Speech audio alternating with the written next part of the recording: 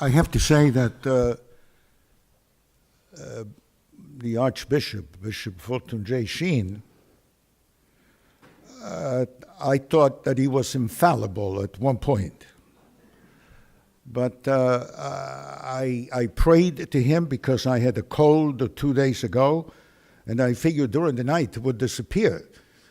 I guess this time he was not infallible. Something happened, and I still have a cold. So you will forgive me. But I do believe that now Dr. Cole gave me 2.5 hours of your time to speak about Fulton J. Sheen, because I actually could speak for about 20 hours. Living with him for 5 years, I'm the last surviving member of the household of Fulton J. Sheen, and I feel that I could talk about my experience with this exceptional man. In a poll taken by the Internet Catholic Daily, with the 23,455 people casting ballots, the top 4 Catholics of the 20th century were Pope John Paul II, Mother Teresa, Saint Padre Pio, and Archbishop Fulton J. Sheen. Just to give you a glimpse of what he was, we had an audience never matched afterwards. I don't know about the future, but the audience was from 35 million to 40 million. We had about an average of like 10,000 letters a week. We had in our office 61 secretaries, the 11th and the 12th floor of 366 Fifth Avenue.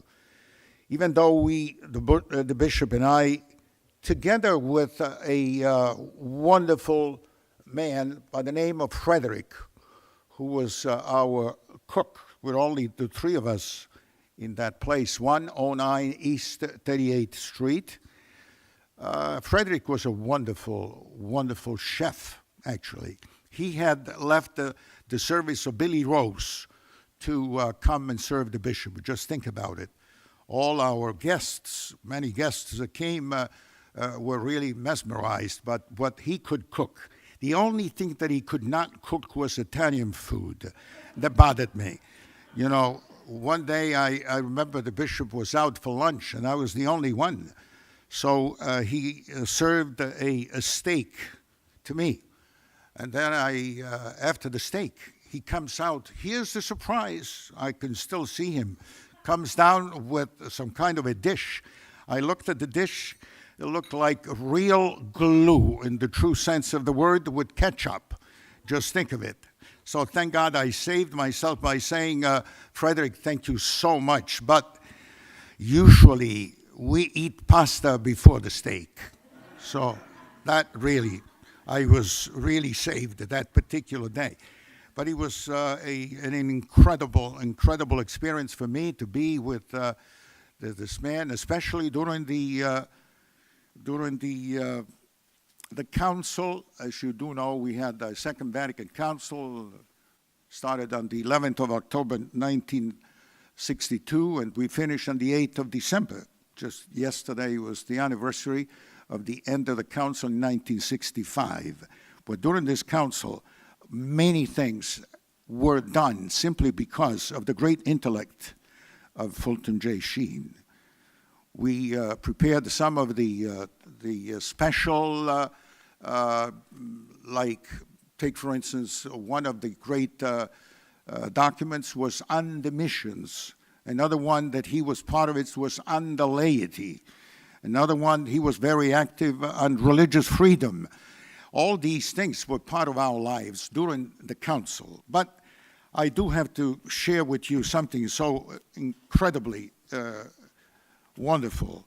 He had the time, by the way, or you heard that after I left him in Rochester, I was in Rochester for 1 month with him when he was named the Bishop of Rochester. And I went to help him, but after about a month, I received a call from my archdiocese here. Archbishop McGuire said, Hilary, don't forget, this is your diocese. Tomorrow you're going to get a letter of appointment. And I was sent to a parish in Mount Vernon only for 6 months because I did not know that I would be called to serve in the diplomatic corps in Washington, and then from Washington to Rome. In those days, priests believed in obedience, so instead of 2 years, as I had promised to my then Archbishop Cook, I said, all right, I'll go to Rome, but only for 2 years. He said, oh, fine. After 2 years, I came back, and I went to see him. He said, well, now it's not up to me anymore, so you're there. And I ended up with 26 years in a place called the Vatican. During this time, we had a tremendous correspondence with the bishop. I don't know if you can see, I have over 100 handwritten letters. I don't know, can you see that? The handwriting of Fulton J. Sheen.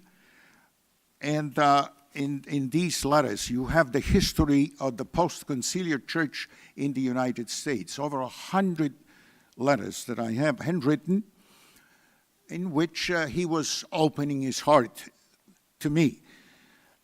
This particular one that I just, on July 12th, my birthday is the July 16th, 1979. It's just actually the last year of his life here on earth.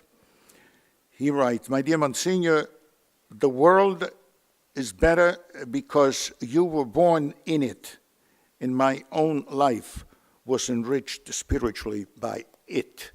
And he goes on to explain a few other things that he wanted to say in that letter. There is so much warmth, there is so much, I would say, affection in these letters, and I am really very jealous of the possession of these letters. I do have to say that few things about that I could say. As I said, I could talk for about 20 hours, but he had something which I would like to express in an article that I wrote for the Osservatore Romano. The Osservatore Romano is the official paper of the Holy See, the Vatican. I did not know, I just found it actually. I was asked to write an article on the 30 days from his death, when he died on the 9th. Today is the anniversary, on the 9th of December. I made sure that I would be here to celebrate the Mass on the 13th. We had the 13th in St. Patrick's Cathedral. That was a sad day, but actually he wrote me a letter, not about, I would say, 2 weeks before, because he would always send, a letter to say Merry Christmas and beautiful words about Christmas. But in this article that I wrote for the Osservatore Romano, we have the synthesis of what he really was in so many different ways. Well, first of all, I wrote, I remembered him thus, simply. I remember him as a man of prayer. The day that I was called to stay with him, because I had been working for him and with him since 1959. But then finally I was appointed officially assistant to Bishop Fulton J. Sheen. And so I had to stay with him, 109 East 38th Street. The following morning, I figured, let me go down to the chapel. We had the beautiful chapel, to see whether everything is in order for the Mass. Well, I figured, let me go down early, almost like to impress Bishop Sheen, whatever, when you're young, you do these kind of things. So I went down, it was about 5:30. And as I come down the steps, I see, I look at my first boo-boo. Last night, I forgot to put the light off in the chapel. And sure enough, I opened. And there he was, kneeling down in front of his Lord, in front of the tabernacle. That same kneeler that you will find today in front of his tomb in the crypt of St. Patrick's Cathedral. He was kneeling there until 7:30. He turned around when he saw the little bit of noise that I made. He smiled. He said, "Good morning." And then he continued his contemplation, I would say, till 7:30. 7:30 he would serve my Mass. In those days there was no celebration. 8 o'clock I would serve his Mass, and then we would go down for breakfast and start one of those days. So he was a tremendous man of prayer. The holy hour was so important to him every single day. And at the conclusion of this article, I was mentioning, what he told me several times. He said, well, in my holy hour, since the beginning of my priesthood, on the 20th of September, 1919, he said, I have prayed for 3 things, and I hope that the good Lord will grant them to me. One is to be as active as possible until I would be 80. Then the second was possibly to die near a feast of the Blessed Mother. As you do know, he was so devoted to the Blessed Mother. Lovely lady dressed in blue was used by him so many times. And then he said, I would like possibly to die in front of the Blessed Sacrament. As you do know, he died on the 9th, most probably. Who knows? Probably was between the 8th and the 9th. Yesterday was the feast of the Immaculate Conception. He was 84 years old, and he was active until the end, incredibly active. Retreats. If you go through my letters here, by the way, they're published in the book that we just meant, not the letters. The letters are my property. But the book that you just heard, Amazon did a beautiful job, I have to say. And you will find that book is based on those over 100 handwritten letters that he wrote to me. And you will see, how those 3 things really tells you how he was responded so beautifully by the good Lord and the Blessed Mother. And also, I was in this article at the end, I wrote something personal 20 years ago. That was when I wrote, and he had said to me, this article was published on February 4th, 1980. He died in December 1979. And I say, requested to do so, I have written about my master briefly, the best I could. 20 years ago, he had said to me, when I will go to heaven, I will ask the good Lord 3 things. First, some rest, because very rarely I have taken some. Then I will go to see the Blessed Mother, his devotion to Mary, it was great, and a few of the great people of the past, like Aristotle. I have some questions for Aristotle and St. Thomas. And finally, you will love this, I will ask the Lord to give me something to do. And I'm sure that he's doing a tremendous job by his intercession for us, for all of us.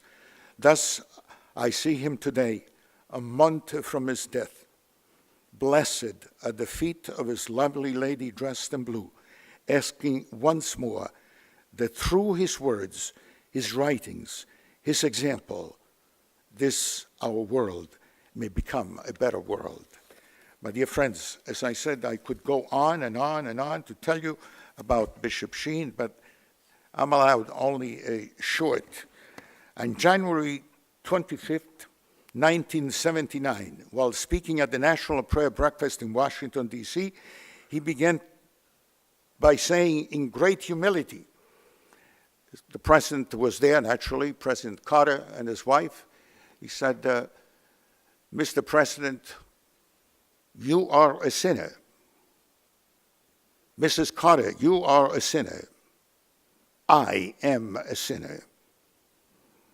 I have to tell you that that sermon was so greatly worded and used in a very special way. That was the beginning of the year of the end of his life here on earth. Billy Graham said to me afterwards, he said, that was the greatest sermon that I have ever heard. That was Fulton J. Sheen, for you, for me, and I hope for the world. Thank you so much. Do I go here on the other side? Or this chair. Thank you, Msgr. Franco. Our next speaker, Alexis Walkenstein, is an Emmy Award-winning journalist turned public relations pro, working to evangelize the culture with positive media. With over 20 years combined media experience in major markets such as Washington, D.C., New York, and Atlanta, Alexis's career began in Boston at WHDH-TV, NBC, where she managed story assignments and editorial content, managing the station's coverage of historic events such as the 9/11 terror attack, the death of John Kennedy Jr., the crash of TWA 800, the sex abuse scandal in the Catholic Church, and the death and funeral of now St. John Paul II. Alexis went on to serve the Diocese of Palm Beach as Director of Communications and Chief Spokesperson, a position she held for 5 years under Bishop Gerald M. Barbarito. Alexis serves on the advisory board for the cause for canonization of Fulton John Sheen. Her book, Fulton J. Sheen, a compilation of spiritual writings by Venerable Fulton Sheen, was published by Pauline Books and Media's Ex Libris imprint this April. And copies of the book will be available after the talk in the Bleecker Street lobby, and Alexis will be available to sign copies. So ladies and gentlemen, please welcome Alexis Walkenstein.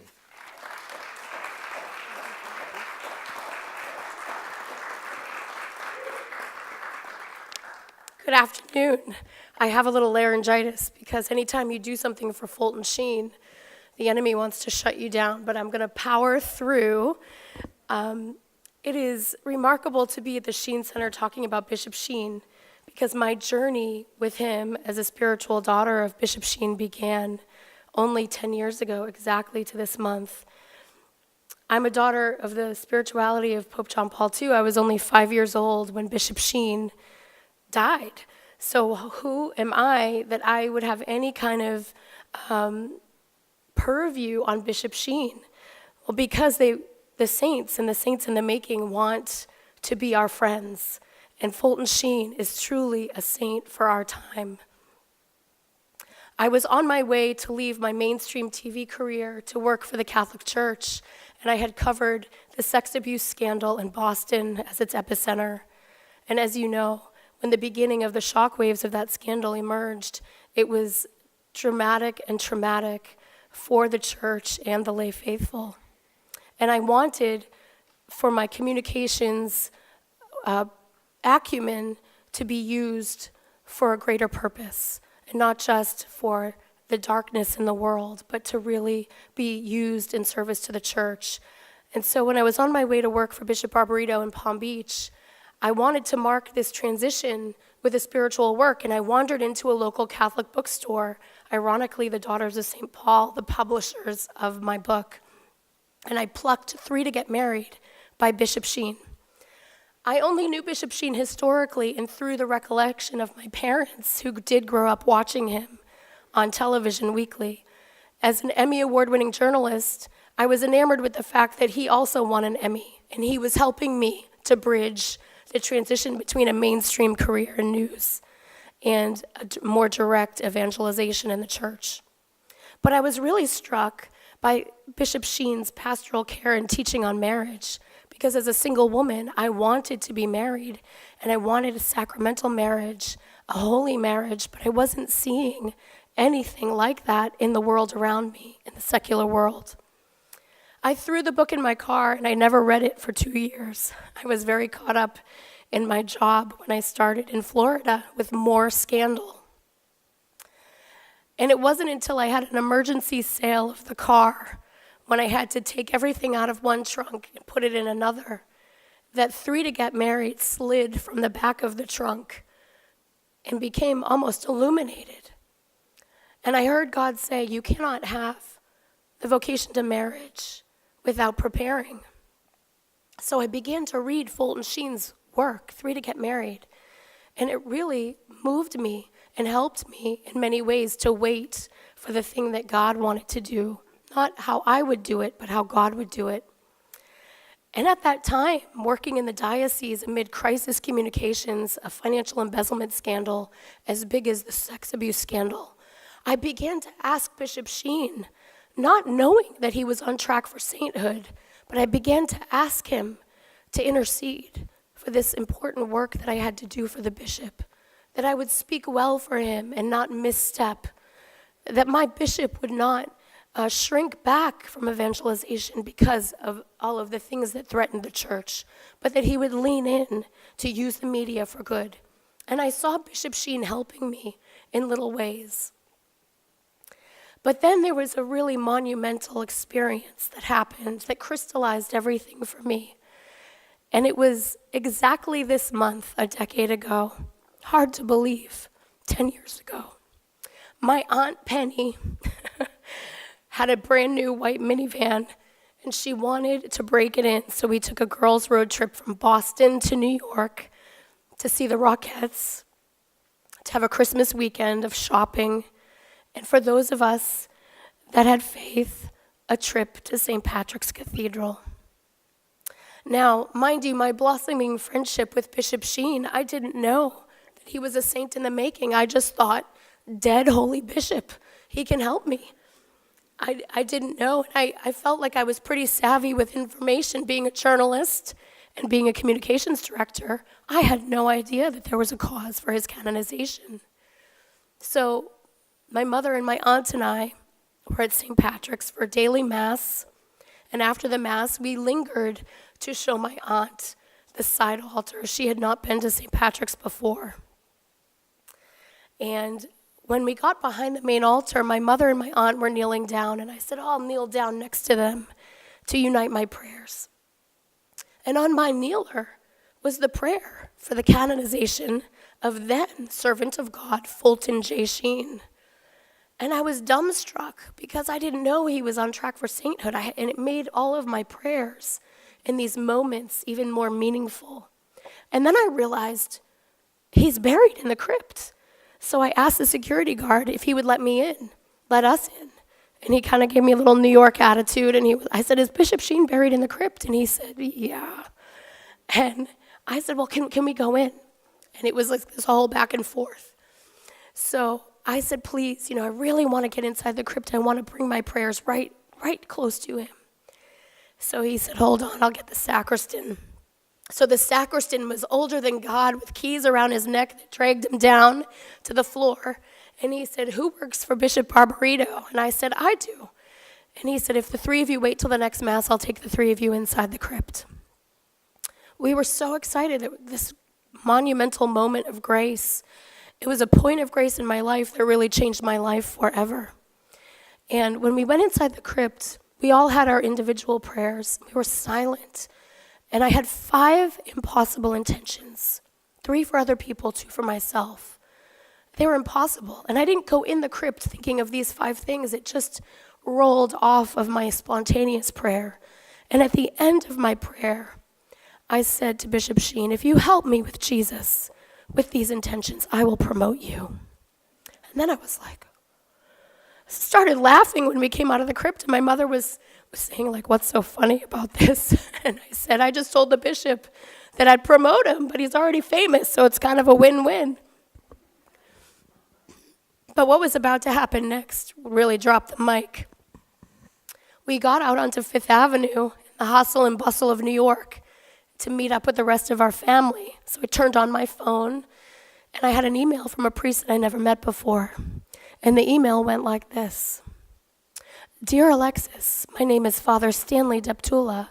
I'm the executive director of the Fulton J. Sheen Foundation in New York, in Peoria, Illinois. And I'm wondering if you would help us promote Fulton Sheen's cause in South Florida. And I put my hand in the phone to heaven. I shoved it in my mother and my aunt's face. And I knew my prayers were getting answered one at a time. But he was putting me to work first. Fulton Sheen had a sense of humor, and he made himself available. What I'm so struck by to this day is that I'm nobody, but we all desire to have a friendship with the saints and the saints who can help us. And Fulton Sheen manifested in such a powerful and profound way in my life. Monsignor Deptula and I, Father Deptula, now Monsignor, we exchanged a very fast exchange. I was almost getting hit by cars on Fifth Avenue on my phone. My face was buried in my phone. I said, Monsignor, I just came out of the crypt. How did you get in the crypt? I talked my way in the crypt. This never happens. He said, would it be too forward if I invited myself to meet your bishop? And I said, no. I said, I've been praying for renewal in the church. And I believe that Bishop Sheen is the intercessor for our time, for the renewal and the restoration of the office of bishop that has been so defiled, for the restoration of the catechesis and orthodoxy that has been watered down for so many years. So when I returned to Palm Beach after Christmas vacation, Bishop Barbarito, a New Yorker, was excited to hear about my New York weekend. And he said, how were the Rockettes? How was your family? I said, great, but something better happened. And I told him about this mystical experience that happened inside the crypt. And I said, I really believe that Bishop Sheen needs to be made known in a greater way. People know of him historically, but I didn't even know he was on track for sainthood. We should be asking his intercession. We should be studying him. We should be expecting miracles. And he welcomed Monsignor Deptula and Joan Sheen Cunningham that Monsignor Franco talked about. Joan is Bishop Sheen's niece. And we had all kinds of masses of awareness in Palm Beach. And a whole 10 years later, I see a mighty renewal happening in a diocese that was very struck by scandal, 2 pedophile bishops that were removed, financial embezzlement. My bishop came in to renew the diocese, but he needed the intercessory support of one in heaven who had an exemplary office, that he lived out his episcopacy for everyone as servant of all. A whole 10 years later, those 5 intentions, 4 of them have been answered nearly perfectly, and 1 remains. So if you've come here today for Fulton Sheen to honor him, or you're still praying for particular intentions that might be stubborn, I urge you to ask him to intercede for you, because he responds. He's a special friend in heaven. It was a few years after this experience that the Daughters of St. Paul invited me in a very surprising way to compile a book. I thought my little work for Bishop Sheen, my little bargain in the crypt, had been accomplished. But the reality is the friendship with the saints isn't for a season, it's forever. And especially with Bishop Sheen, when he holds on to your hand, he holds on very tight. And so I began the process of exploring how to put together a compilation on Sheen's writings that would impact the culture today in the area of need that we have. We have so many hungry hearts, people who have, the Bible says my people perish for lack of knowledge. And there's been so much watered down catechesis that Fulton Sheen has it all. In over 70 published works, he teaches on all of the sacraments, the power of the sacraments, on Our Lady, on the vocation of priesthood, on marriage. He doesn't mince words, but he teaches us in such a beautifully poetic way. He's able to bring the supernatural into the natural so that we can understand how to have a life worth living. So this little book that's published by the Media Nuns is a very special spiritual bullet. I encourage you to pick it up. I encourage you to share it with someone who might need a call back to the church.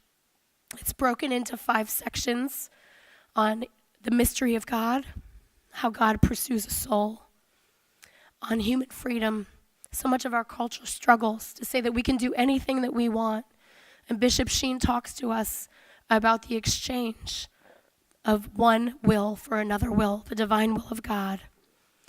Divine love, on vocational life, the mystery of sex, marriage, on sin, because the culture doesn't want to talk about sin anymore. And of course, on knowing Jesus, where we can find Jesus. Monsignor talked about Bishop Sheen and his Eucharistic Holy Hour devotion. That, the Mass, and a better understanding of where we can receive true power, authentic power, is all contained in the sacramental life of the church.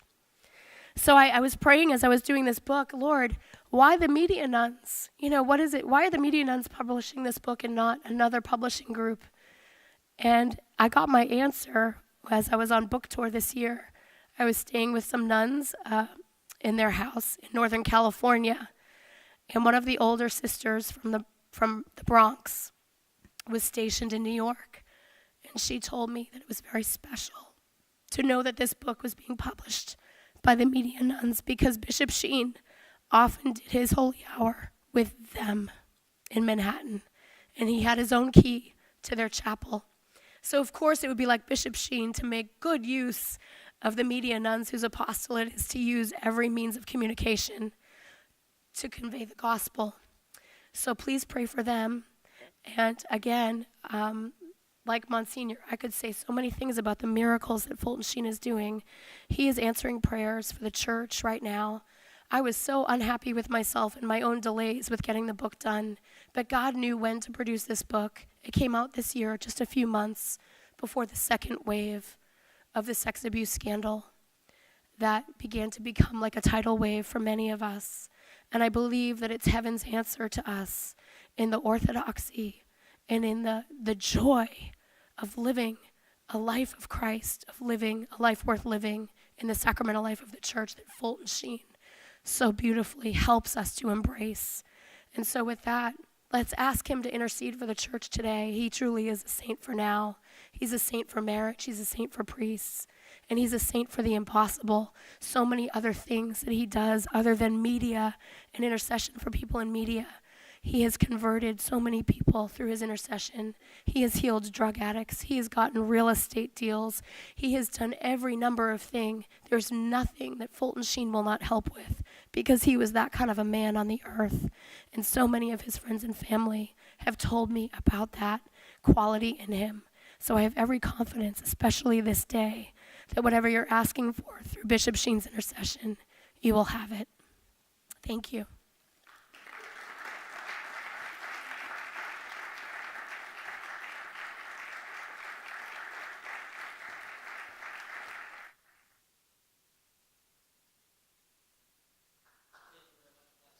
Thank you, Monsignor Franco, for both your talks. What we're going to do today is we're going to do a little conversation here, and then we'll open it up to you all for questions. So the front of house staff are going to set up a microphone on house right.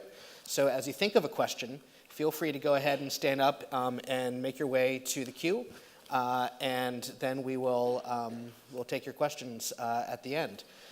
So first of all, I wanted to ask both of you. So I was someone who never really had heard of Fulton Sheen growing up. I have no Catholic family. I was not raised Catholic. Really all I knew about him before I moved to New York City and started at the Sheen Center a few years ago was that he was the guy that Martin Sheen named himself after. And often we actually do get people who say, did Martin Sheen fund this building? And we have to say, actually, no, we're both named after this person you should know. So for those people like myself, especially a younger generation who never saw his shows firsthand, you may be able to see them on YouTube now, but we're not raised with Fulton Sheen. What would you most like to tell people who have never heard of him about him? What should they know to get them interested in Fulton Sheen? We'll start with you, Msgr. Franco. Well, for us, my generation was so important. He was an icon for all of us. In other words, young people we're talking about the 50s now, young people used to go home because 8 p.m. Fulton J. Sheen was on. Just like if you would go home because there was a football game or something like that. And, when you think that people like Milton Berle and other people at that time were very popular, but not as popular as Fulton J. Sheen. Take, for instance, at one point, Frank Sinatra had, you heard of Frank Sinatra, am I right? My grandfather listened to that. That guy had to move, actually. He was on CBS. We were on ABC at 8 p.m., so he had to move his time. It was 6 or 9. I had to change the time. Just think for a minute. We're talking about an audience of almost 40 million people. And it's interesting that I, as a young man, I grew up, I was so excited. I had read all the books. When for the first time, I was a young priest in a parish in the Bronx called Our Lady of Mount Carmel, 1959, when I had the crazy idea, calling to see whether the bishop would respond to some of my questions. That's how the whole thing started. I was surprised when later on Edith Brownette, who was the #1 secretary, she said, I was so shocked that a priest wanted an interview with the bishop, especially in those days. It was so popular. So she said, I have to ask the bishop. So apparently she asked the bishop, and the bishop, when she came out, she said, well, how about tomorrow at 3 p.m.? So here I am, naivete of a young man. I figured it was normal for a bishop to receive a priest. Not so. Heads of state had to wait so. And then I ended up with having this tremendous, I say it in my book, a tremendous interview. I was ushered in.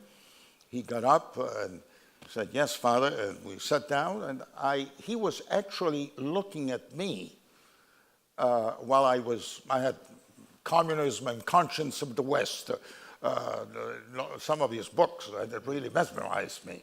So I start, making some kind of asking questions. But he would respond only with a monosyllable. So I said to myself, well, this is the famous Bishop Sheen. I said to myself. So at the end, after about 40 minutes of this kind of conversation, he was with those piercing eyes looking at me. I could say, well, Father, he comes and he gives me the latest of his books, the life at that time, the life of Christ. And he inscribed this, naturally, this is my precious possession, naturally, to Father Hilary Franco as a tribute to a learned and good priest with fraternal esteem, Fulton J. Sheen. I not even had the 40 minutes, that kind of thing. Then he said, what are you doing tomorrow for lunch? Well, I said, Bishop, I'm in a parish, I'm on duty, I don't know whether I'm on duty, I have to ask the pastor. And that was the problem when I went back, that was my problem with the pastor. 9 priests were in that parish at that time. It was a huge parish, not now, there's only barely 1. But at that time, the pastor was an auxiliary bishop. Well, he was a holy man. But when I said, Bishop, I would like to have lunch with Bishop Sheen, he invited me. I have to be down at 109. Young man, he said, sit down. I said, what is that? Well, never lie to your superiors. I said, well, wait a minute. I don't understand this. Why am I lying? He said, well, here I am, an auxiliary bishop in New York. I see Bishop Sheen only when we have these big dinners and so on and so forth. That's all. Now you're going to have lunch with the bishop. So I said, well, you could have said, I want to have lunch. Go out. I said, well, in my naivete, I said, all right, can I go out to have lunch without Bishop Sheen, whatever? So he said, all right. Later on, when I was at the apostolic delegation, Bishop Pernicone told me, he said, let me tell you, for years I never believed it. But that was the beginning, because I went to 109 East 88th Street. We had, actually, there were 2 guests on that. So many of the other guests that would come, there was Salvador Dali and his wife. Brilliant conversation. Here I am, I didn't say a word. At the end, we always went to say hello to the good Lord in the chapel, a beautiful chapel that we had. And then he said, well, Father, can you stay with me for a few minutes after our guests left? And that's when I began he said, the Holy Father has named me a member of the Anti-Preparatory Commission of the Vatican II on laity, missions, and other committees. So he said, I was wondering if you could help me. That was the beginning of my great experience with this tremendous, who had become an icon. May I say something? Our audience was 40% Catholic, 30% Jewish, and 30% Protestant. Just to give you an idea, we have a gala dinner to support the mission of the Holy See to the United Nations, where I worked. So 2 years ago, we awarded this, the Path to Peace Foundation award to the head of the Knights of Columbus.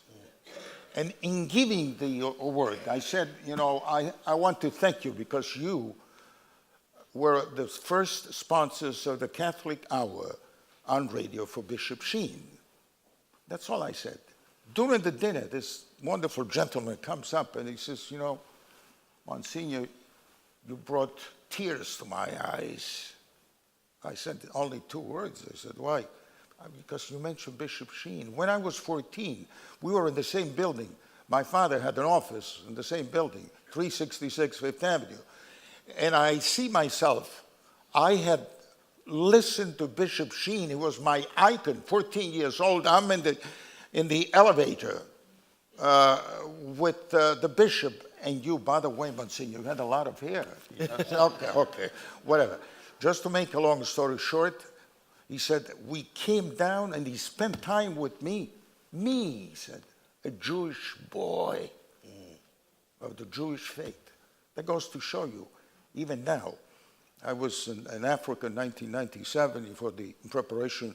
We had the priests and bishops from all over the world in different continents. For Africa, we went to Yamoussoukro.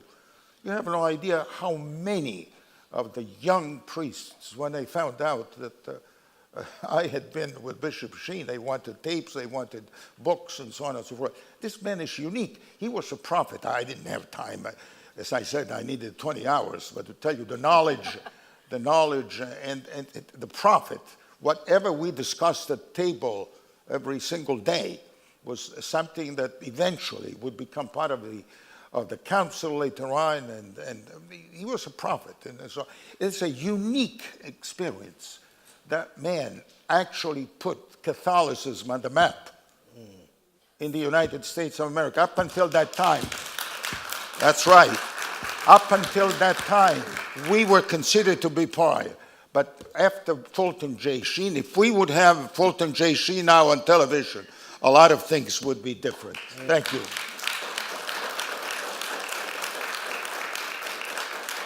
And very quickly, what did your pastor say when you went back and said, I'm now working with Fulton Sheen? He asked me to work with him. That's right. What did he say? Well, I have to tell you, I feel that even today, you have no idea how many young people are interested in what he said then. He would definitely deal with, and I have to tell you, we talked about the crisis. Alexis, you were talking about before with Alexis about the crisis today. He had already, in some of these letters here, you will find what he says about the clergy, what he says about the bishops, what he says about the laity. And he was always insisting with me, remember, one day, and the day will be coming soon, he said, when the church in the United States will be saved by the laity. These are the words of Fulton J. Sheen. We're talking about the Church of the Poor. He was the only bishop, to be exact, in November 1964, that he talked about the Church of the Poor in the council in front of 2,500 bishops from all over the world. He had the courage to mention the Church of the Poor. Some bishops did not like it, but he went on to say we should be the church, and so on and so forth. I think you have a time until tomorrow morning? Yeah. We'll just order supper for everybody and we'll just stay here. Alexis, what do you tell people who've never heard about Fulton Sheen, don't know him, to let them know what they should know about him? Well, I think, some people receive by hearing and seeing, and others by reading. So it really depends on what your style is.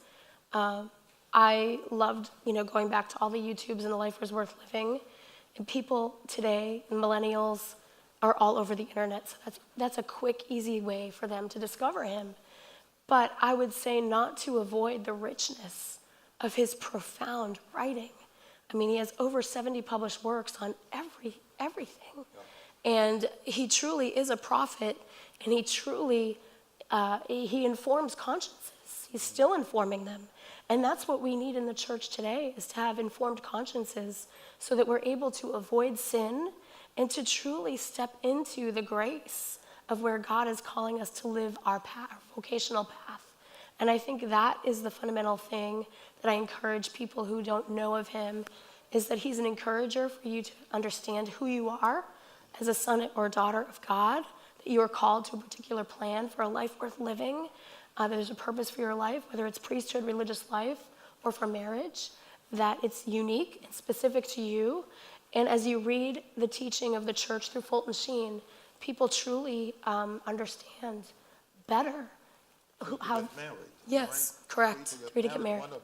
One of the things that you mentioned, sin, for instance. He used to say, "Oh no, right now I feel that we don't talk about sin anymore." And then what happened? The psychologists, decided to take it, but they don't use sin, and they say complex. Then the lawyers, well, no, they're not talking about. They call it crime, but not sin. Oh, we cannot say sin because it's something that. And he said, right now, it seems that our society is filled with immaculately conceived people. But he said, no, there is only one who was immaculately conceived, and that was the Blessed Mother. Just to give you an idea. Alexis, as people who work in media or in the arts, what can people who work in especially the secular forms of those industries learn from Fulton Sheen about how to communicate, especially how to communicate the gospel in the midst of their daily lives and work? Well, I think first and foremost, as an intercessor, if someone works in the media and you want to be a bearer of truth, he will intercede so that you can stay Catholic and stay true to the gospel no matter what is happening around you. Like John Paul II, the saints of our time for media and communications. And I think most people who are, really living their Catholic faith, they have those saints that they lean on, those media saints. And for sure, Fulton Sheen is one of them. And I think, for the church communication, it's about being bold. It's about speaking truth. And it's about not having to doctor anything up and having to be worldly, but to be true to the faith. When you look at Bishop Sheen, he didn't have anything except for the chalkboard and his Episcopal self. And he just preached the word. And yet, everybody was attracted to him. I think if we took a page out of his book, we would attract many more people by just being ourselves and who God wants us to be. And like you, by the way, may I would like to say something about this. Everybody asked me afterwards, especially my Jewish friends, they used to say, how come that the bishop looks so natural? Yes, he is natural, but let me tell you, he spent not only he spent 23 hours seriously preparing for the 30 minutes. By the way, we had no commercials, only at the beginning and the end. The only show in the history of television. But speaking of prophets, you were saying a prophet. In one of his last letters, actually, May 17th, 1979, he says, "My dear Monsignor, your letter brought me great joy, for it fitted so beautifully with the Easter season. I am pleased to know that the Holy Father remembers me." Now remember, the Pope had been elected. John Paul II has been elected the 16th of October, 1978. This is a letter, May 17th, okay? Well, listen to this. "I am sure that there are few who have greater enthusiasm for this pontiff than I have. As I have said in some of my talks, we can put out the candles. Lightning has struck the earth. By that I mean that Pope John Paul II is doing for the church what Moses did for Israel. as he leads us out of the Egypt of mediocrity. Yes. He still has the mixed multitude in his midst, but it is more difficult for them to get a hearing. His popularity is so great, not only among Catholics, but in the world generally, that any criticism brings its author into a kind of disrepute, and so on and so forth. That goes to show you. Amazing. Monsignor, one last question before we open it up to the audience. You spoke earlier about the need for the laity to act in the church. And based on your own personal experience at Vatican II, as well as your experience with Fulton Sheen, what would Fulton Sheen and the council have the laity do today? Well, let me tell you. I mean, you know, I don't think none of us, none of you have been present at the council. I had this great privilege of being probably one of the youngest pariti during the council. And I have to tell you, this was one of the most beautiful topics discussed so many times, about the presence of the laity. And Bishop Sheen was one of the greatest assertors of this truth, that the laity. We forget, what's the matter with us? Sometimes we forget that the Pope, the bishops, the priests were lay people. I was lay until I was 18 when I got this call, you know, and I mean, all of us should start. It's not a pyramid. We should start from, and that's the most important part of the laity today. You people are going to be, I would say, the stars of tomorrow for the church. Let me put it this way. And the salvation in so many different ways. Here's Alexis, that in this particular field. I have to tell you that, you know, our audience, you know, sometimes I was in one of his beautiful talks, probably you might have the video, Bishop Sheen on the 30th parallel. If you find it, he always says, well, I'm so grateful to my angel erasing the blackboard, you know. I mean, that goes to show, you know, how he used whatever means were at his disposal to make the message of the good Lord. I mean, this is so, he was so enthusiastic about this. But he got everything from the tabernacle. Yes. Sitting down, he had this beautiful studio. Sometimes he would sit and write his books at his desk. And then the doors will be open to the chapel. And so he would write while he would look at the Blessed Sacrament out there. You know? And that was the way that the intimacy with the Lord gave him the strength to that. Think about, I wanted to mention, but as I said, his knowledge was great. He started we have a first Fulton J. Sheen, which I call the philosophical period, because he was an agrégé en philosophie at the University of... It's interesting how his first book, God and Intelligence, had the preface. Guess by whom? This unknown American priest, Chesterton, wrote this. It's an incredible thing. I mean, something like that. So that was his first period. Then the second period, he had a lot of psychology in his books. Yes. Because he had read so much. By the way, you know, we used to go on Park Avenue, walk. I remember the first time that we walked around, naturally, with the bishop. You would go, we used to walk to our office 366. It would take usually you and me 10 minutes. Now with the bishop, it would be about 40, 45 minutes. Because the thrill of my life, Father, can you take a picture? I would be the photographer, you know, that's why. I mean, but how many times we would go on Park Avenue, go to a Protestant, you know, St. Bartholomew's had a beautiful bookstore there. And I would come home. I had to carry them. I was young at that time. Sometimes, you know, 10, 12 books, you know. And I'll never forget, I have to tell you this because it's so beautiful.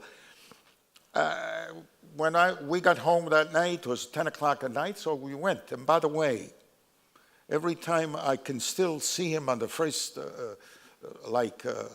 when he would go to his small apartment, you know, not even a head, you know, and that was really so simple. And he would say to me, thank you. So the first time I felt so, because never my superior had ever said the same thank you to me, or before or after. But he was, every single night he would say, thank you. So 10 o'clock we go. The following morning we have the usual thing, 5:30, 7, breakfast, 2, as usual.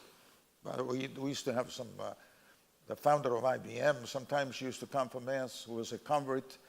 We used to talk about the conversions, Thomas Watson Sr., all the others. But that day we were the two of us. He said, by the way, I don't understand what he said. And he mentioned one of the books that we had bought the previous night. On page 118, he says, on page, I said to myself, stupid me, I said, the bishop wants to impress me. How could it be? 10 o'clock, forget it, So what did I do? I said, Bishop, Mario, our driver, is here to drive you to whatever you have to. Can I go to the office, 10 minutes later? Oh, sure, I said, whatever. So I stayed, and I went to see if he had underlined that book page by page, and those quotes were perfect. He had a terrific memory. Fulton J. Sheen, that's it. Unbelievable. Wonderful. Thank you so much. And Alexis, we'll let you wrap up. What is the current status of the cause, and what needs to happen next for it to proceed? I think, like Monsignor said, we really need to pray. There is a pause, but what we also know that even what man tries to delay, it will always be God's perfect timing. It will always be God's perfect timing when Fulton Sheen is elevated to the next level as blessed and beatified.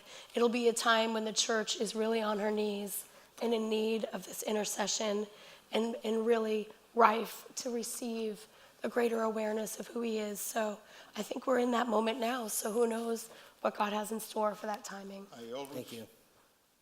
Now I have to go because I have a Mass at 5 at Our Savior on 38th and Park, and it's usually filled with young people. And I always ask, especially the young people, to pray that my great friend and mentor, Bishop Fulton J. Sheen, may become soon not only a blessed, but a saint. To me, I have to say, in my life, I have been working, with people like John Paul II and Mother Teresa and others very closely, and I had a lot of work to do. I'm 46 years old now, and I had this great privileges. But let me tell you, while I was working with them, and after, to me, they were saints. Bishop Fulton J. Sheen, to me, and to all of you, I hope, is a saint. Amen. So we'll wrap up.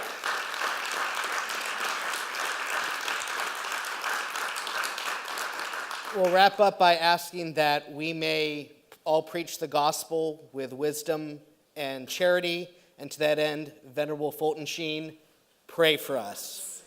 Thank you.